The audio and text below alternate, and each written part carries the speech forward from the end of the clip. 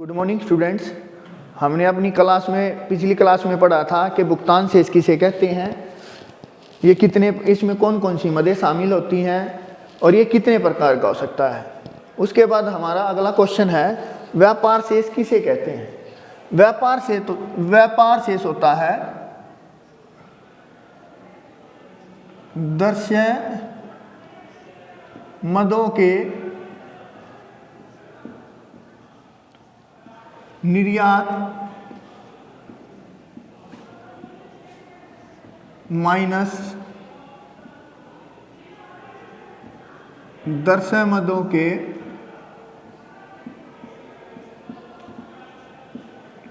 आयात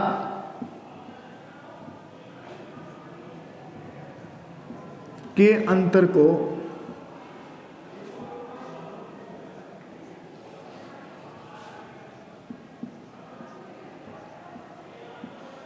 व्यापार शेष कहते हैं।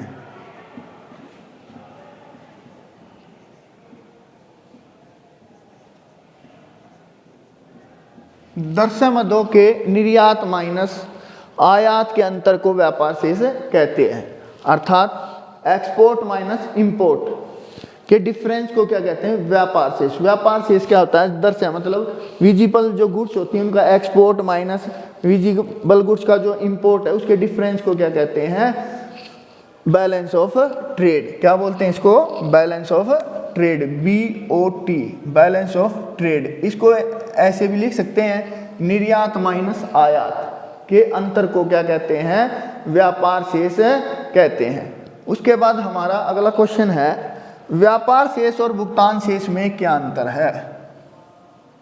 भुगतान शेष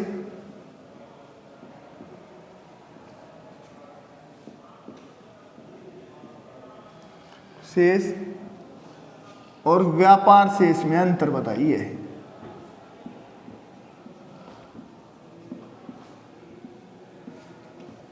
भुगतान शेष और व्यापार शेष, ये कई बार एग्जाम में आता है, 4 नंबर का क्वेश्चन के भुगतान शेष और व्यापार शेष में अंतर बताइए। भुगतान शेष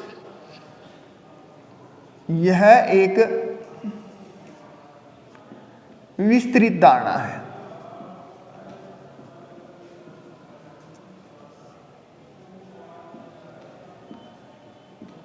विस्तृत धारणा है। विस्तृत मतलब BOP क्या है, ब्रॉड कंसेप्ट है। विस्तृत मतलब इसमें सभी चीजें शामिल होती हैं। व्यापार शेष यह एक संकुचित धारणा है।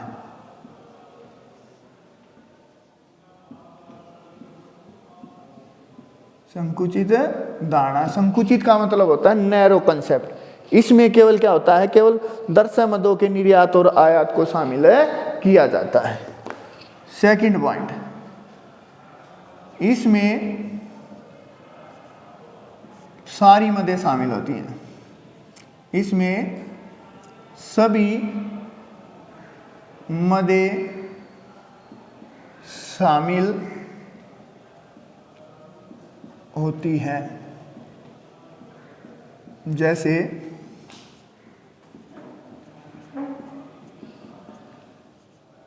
दृश्य,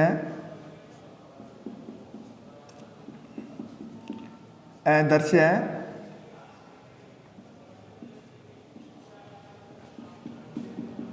पूंजी अंतरण।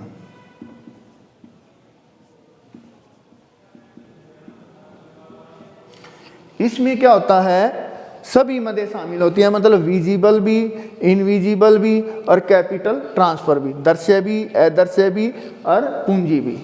इसमें क्या होता है, इसमें केवल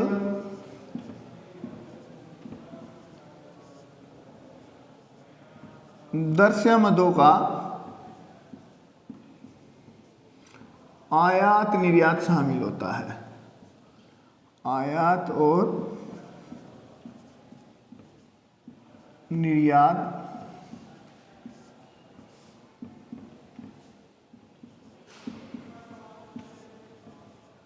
शामिल होता है।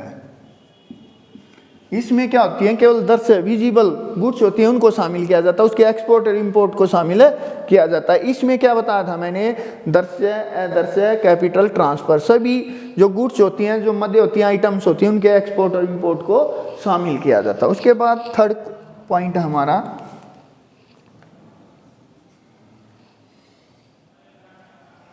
यह सदा संतुलित होता है।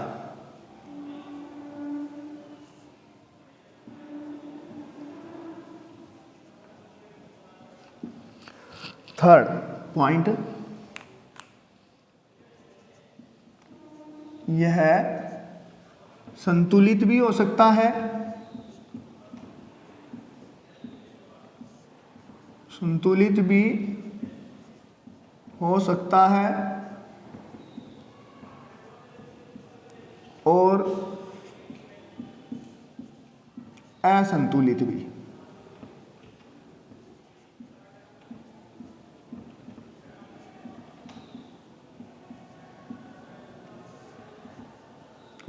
अर्थात जो हमारा भुगतान शेष होता है बीओपी, ये ऑलवेज क्या होता है, बैलेंस, मतलब संतुलित होता है किसी भी देश का।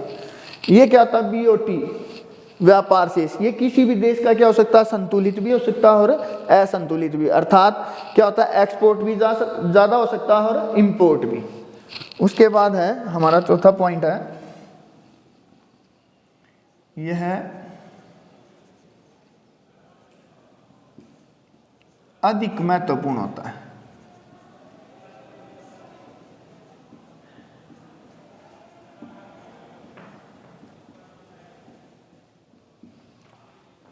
यह कम महत्वपूर्ण होता है।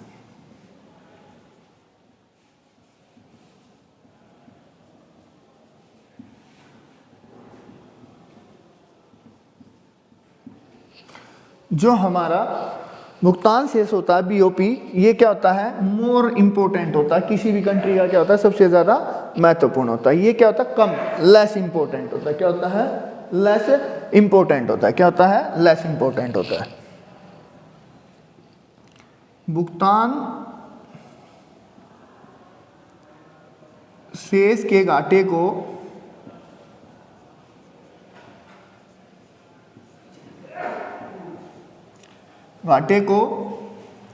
व्यापार शेष द्वारा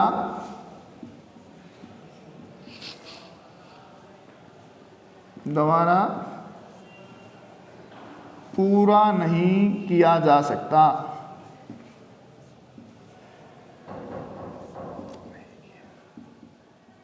नहीं किया जा सकता, परंतु व्यापार शेष के घाटे को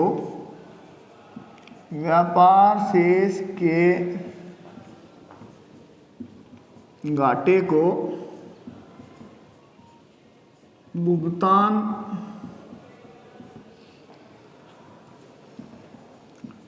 शेष के द्वारा पूरा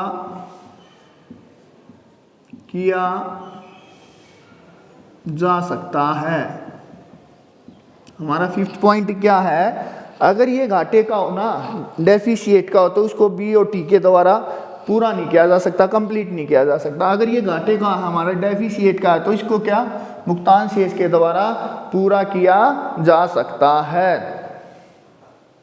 आगे है व्यापार शेष। व्यापार शेष का हमने फार्मूला लिखा था, बीओटी भी बोल देते हैं इसको, व्यापार शेष। ये जो हमारा अगला क्वेश्चन है, इसके कई बार न्यूमेरिकल आ जाते हैं 4 नंबर में, 2 नंबर में, तो हमें ऐसे करने हैं वो। व्यापार शेष का हमारा फार्मूला था निर्यात माइनस आयात,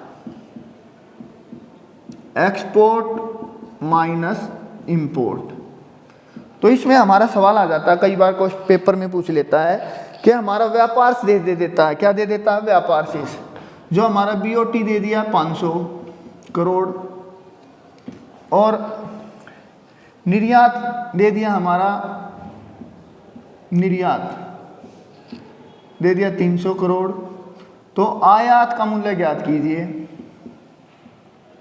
आयात ज्ञात कीजिए।